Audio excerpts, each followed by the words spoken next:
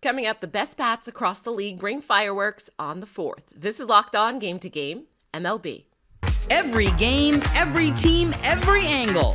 Locked On Game to Game, your team every day. Welcome in. You're listening to Locked On Game to Game MLB. Local experts join us to recap all of the action for you from yesterday across Major League Baseball. I'm your host, Kainani Stevens. Thank you for making Locked On your first listen every single weekday. 4 hits from Elly De La Cruz led a balanced offensive attack for the Reds as they doubled the Nationals' score in Washington.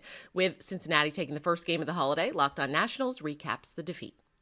The Washington Nationals lose to the Cincinnati Reds 8-4. Ryan Clary from Locked On Nationals here. Check me out over on Twitter at RyanClary11. Patrick Corbin did get the nod in today's game, but guess what? He gave up 6 earned runs in today's start. It was not a great Patrick Corbin day, but Corey Abbott did come in relief, pitched a few innings, gave up 2 earned runs. Corey Abbott was not particularly great, but Jose Frere, again, the young guy who came up, the lefty. He walked 2 batters today, and he struck out 2 as well in an inning of work. Still has a 0 ERA. So far, Jose Frere has been relatively pretty good this season. CJ Abrams had 2 hits, had 2 runs as well of the 4 runs the Nationals put up today. But again, it was a tough one, and you could not stop Elly De La Cruz in the red-hot Cincinnati Reds. The Yankees took the lead early yesterday and had an answer for everything the Orioles did to try and come back.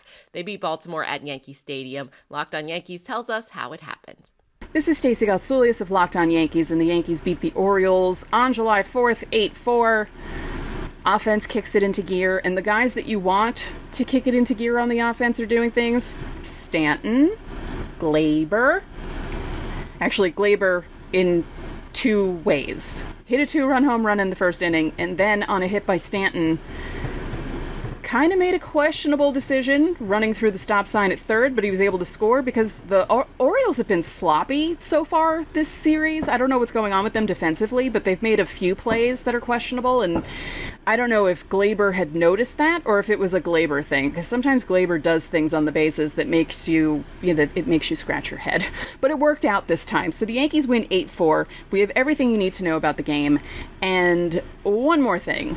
This shirt, honoring Sarah Langs and everyone else who is fighting ALS. We need to end ALS. Sarah was honored at the stadium for Hope Week, and the Yankees gave her a victory. The Marlins put a beating on the Cardinals with 15 runs for Miami's 50th win of the season after St. Louis also took its 50th loss in the game. Locked On Cardinals has more. The St. Louis Cardinals pitching staff did the city of Miami a favor on this 4th of July and provided free fireworks by getting destroyed by the Marlins offense by the score of 15-2. Hey, it's JD from Locked On Cardinals, and Adam Wainwright starts again today, has another horrible outing, 3 1/3 innings, 7 runs on 7 hits. 2 of those are home runs. Only 4 of the runs are actually earned, though, if you want to be glass half full about it. But Adam Wainwright has just not been the guy that we're used to seeing his entire career. And maybe we got a little clarification as to why that's happening over the last 3 starts, because he ended up after the game being placed on the injured list due to shoulder inflammation. Apparently he's been dealing with that. So maybe he gets healthy, comes back and is better, but it's been a disastrous season and pretty much already over. And we're not even to the All-Star break yet. Fun times. For all the updates and info, be sure to keep it Locked On Cardinals. Mitch Garver hit a 3-run home run to get the Rangers offense going in a win over the Red Sox yesterday. Locked On Rangers tells us all about the win at Fenway. The Rangers celebrated their independence by launching some fireworks from Mitch Garver in a 6-2 victory over the Boston Red Sox. I'm Bryce Patrick, host of the Locked On Rangers podcast. This was a good win for the Rangers, coming off losing 3 out of 4 to the Astros. The Rangers needed this win, and Mitch Garver, catching today, stepped up with a huge game, 2 for 2 with a double and a 3-run bomb and a pair of walks as well, catching this game as Dane Dunning was fantastic yet again. Only 1 walk in 6 innings, just just 1 run allowed in the first inning and 4 strikeouts. He was excellent. Grant Anderson was solid in his work. Brock Burke was also solid as well. A rain delay delayed this one about an hour and 45 minutes, but it did not matter. The Rangers still got the win. Josh Spores was excellent. 3 strikeouts to 3 of the 4 batters that he faced. Then Will Smith comes on in the 9th inning to close it out and get the save. Big win for the Rangers. Kenta Maeda struck out 9 Royals as Minnesota beat Kansas City without any trouble on the 4th, getting a 9-3 win in front of the home fans. Locked On Twins recaps the victory. Happy 4th of July. The Twins took an early lead and didn't look back, swatting 3 home runs off Zach Greinke along the way to a 9-3 win at Target Field on Tuesday. For the time being, Twins up a game and a half with Atlanta playing Cleveland later on this evening. Kenta looked like Kenta of old, hitting 92 miles per hour on the gun and spinning 7 innings of 1-run ball with 9 strikeouts and a walk. And only Bobby Witt Jr.'s home run was a blemish against him, and he touched 92.2 miles per hour against Salvador Perez in the 4th inning.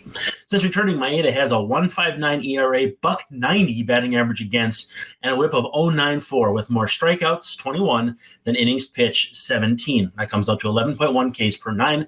Welcome back to Jorge Lopez, who took off 15 days for a little mental health break. Looks good to see him back. And for the stat you won't hear anywhere else, this is the 4th time in Zach Greinke's career that he's allowed multiple homers to the Twins, with 3 of them coming since last year. Coming up, the Guardians walk off against the Braves. This is Locked On Game to Game MLB.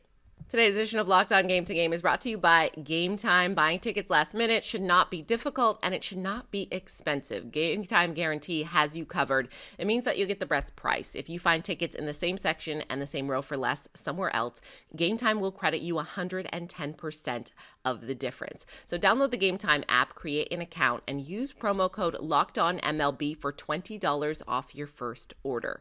Terms apply, but again, you can create an account and redeem promo code LOCKEDONMLB for $20 off. Download Gametime today. Last minute tickets, lowest price guaranteed. Welcome back. You're listening to Locked On Game to Game MLB. I'm your host, Kainani Stevens. The Cubs blew a late 4-run lead for the 2nd straight day, but this time they found a way to put it together and beat the Brewers in extra innings. Our Locked On Brewers host goes over a messy matchup in Milwaukee. Hi, everybody. Chuck Freeman here. Instant reaction. Locked On Brewers coming a little bit later on. Brewers did lose 7-6 to the Chicago Cubs. Rallied late, but a comedy of errors in this game in the 10th and 11th inning. They were down 6-2, scored 2 runs in the 8th and 9th. And then 10th inning, made a mess of that inning. 11th inning as well. 2 double plays in the game, both with involving Owen Miller. Go figure that one out.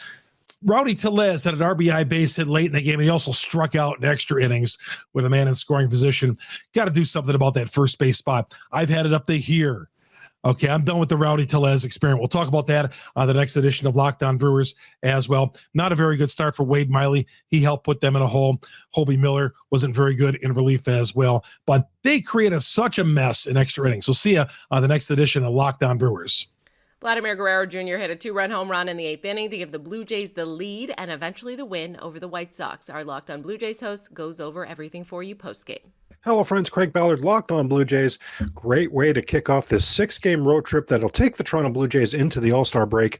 The Hound on the mound, Chris Bassett, he was great through 5 innings tonight. Did get hit for a 3-run home run in the 6th by the absolutely on fuego Luis Robert Jr., but 2-hit Witt and Vladdy provided the heroics on offense for the Blue Jays in a 4-3 victory.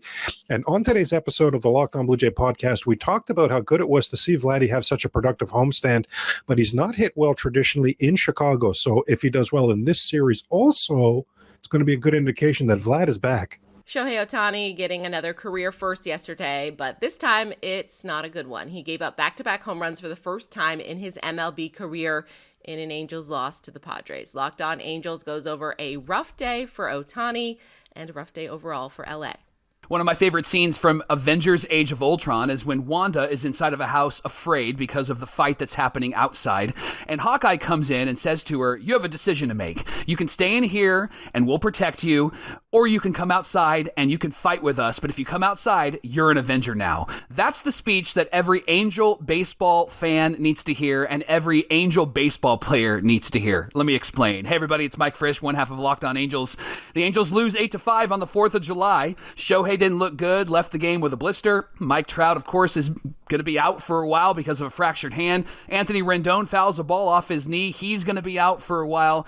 And it's moments like this where we need a bit of a pep talk as fans. Are we in or are we out? And the baseball players on the Angels need a bit of a pep talk. Are they in or are they out? And listen, if you're in, John and I got you covered, and we're going to talk about this game and the Angels moving forward on Locked On Angels. We hope you'll join us. David Fry hit the walk-off for the Guardians in the bottom of the 10th to give Cleveland the win over the Braves yesterday. And our Locked On Guardians host is in with the recap after an exciting finish. Is David Fry already the greatest Fry athlete in Northeast Ohio history? Charlie Fry might not have been great with the Browns, but, at Akron he was pretty solid. What a game for a guy who started the game in right field and then comes in and plays catcher. Listen, Ahmed Rosario is the offensive star in this one. A second home run of the year, knocked in the first 3 runs, does what he does. He kills left-handed pitching. He was great in that role. He came up with several big hits. But I want to talk about David Fry, a guy who didn't start the year on the 40-man. Anyone could have taken in the Rule 5 draft and isn't an outfielder. They were playing him out there. Comes up with a big hit, he comes up with a big hit to win it. But before that, he saves it. Well, Miles Straw technically saves it. What a throw from center field. But Fry had to set himself up perfectly. We've seen so many catcher interference this year. He sets himself up perfectly, gets the tag, then comes back and gets the game-winning hit. Great win for the Guardians over the Braves today. Francisco Alvarez hit a go-ahead homer in the 7th that put the Mets up for good against the Diamondbacks on the 4th of July. And our Locked On hosts with both teams have more after that matchup in Arizona. Suddenly, the New York Mets have a little bit of momentum. They've won 3 games in a row and are looking like a much better team than they were, 4 or 5 days ago. This is Ryan Finkelstein, the host of Locked On Mets, and we don't know if this is sustainable. This could just be a few days of reprieve from what's been a very long season, but the Mets showing an ability to win some baseball games lately, and it was behind a lot of big blasts against the Arizona Diamondbacks. Starlin Marte threw a homer. Brandon Nimmo has been on an absolute home run tear. He had a solo shot. And then you also had Francisco Alvarez with a big 2-run homer that gave the Mets a lead they were able to hold on to. Max Scherzer wasn't great, but he kept them in it, and the Bats were able to ultimately save the day. On tomorrow's episode of Locked On Mets, I will discuss if there is a winning combination the Mets have now unlocked that will allow them to get back to the wild card race.